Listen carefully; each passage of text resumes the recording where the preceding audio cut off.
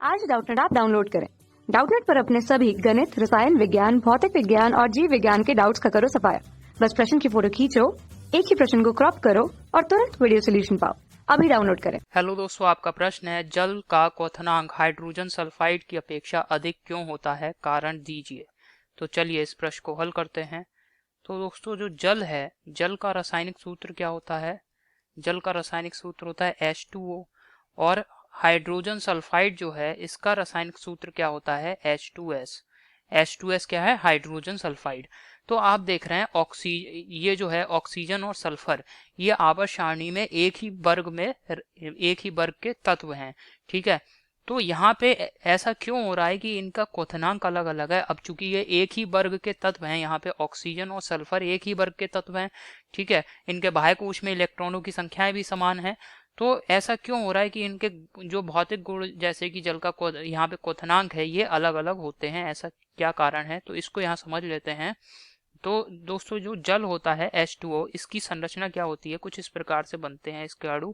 Oxygen ये केंद्र परमाणु है, यहाँ पे हाइड्रोजन परमाणु इस प्रकार से जुड़े रहते हैं। इसके पास एक अनाबंधी इलेक्ट्रॉन युग्म इस प्रकार से उपस्थित रहेगा। समझ में आया? ऑक्सीजन केंद्र परमाणु के पास एक अनाबंधी इलेक्ट्रॉन युग्म यहाँ पे उपस्थित रहेगा। अब क्या होगा दोस्तों, इसके बाद दूसरा जल का अणु मैं यहाँ पे बना दे रहा हूँ, हाइड्रोजन। ये केंद्र परमाणु ऑक्सीजन, यहाँ पे हाइड्रोजन, यहाँ पर भी दोस्तों एक अनाबंधी इलेक्ट्रॉन युग्म इसके पास उपस्थित रहेगा। और यहाँ पे ये जो हाइड्रोजन है, ये ऑक्सीजन है, ये आपस में क्या कर लेंगे? एक बंध बना लेते हैं, जिसे कहते हैं हाइड्रोजन बंध। समझ में आया?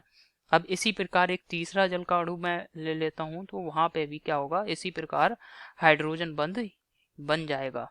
ठीक है, तो जल में क्या है दोस्तों, आप देख रहे हैं हाइड्रोजन बंध बन जा रहे हैं जल के अणुओं के मध्य।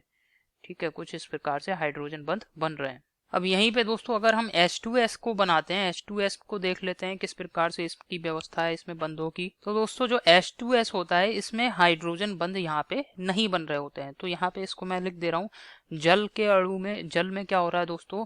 जल में यहाँ से हमने क्या निष्कर्ष निकाला, ये जो संरचना बनाई इसमें, कि जल में हाइड्रोजन बंध बन रहा है, हाइड्रोजन बंध बनता है।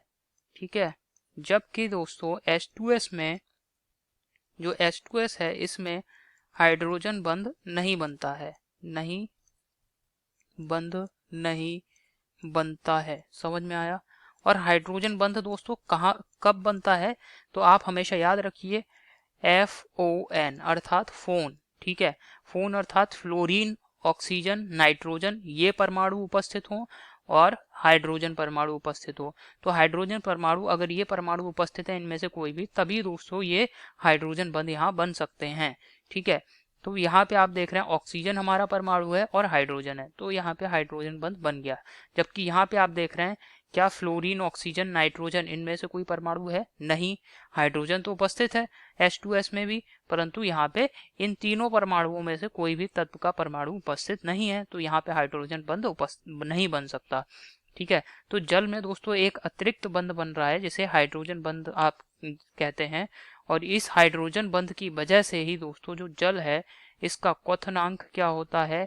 H2S से अधिक होता है, H2S से अधिक होता है। क्वथनांक दोस्तों वह ताप होता है जिसपे कि कोई भी द्रव उबलने लगता है। तो जल का क्वथनांक हाइड्रोजन बंध बनने की वजह से अधिक होता है H2O से।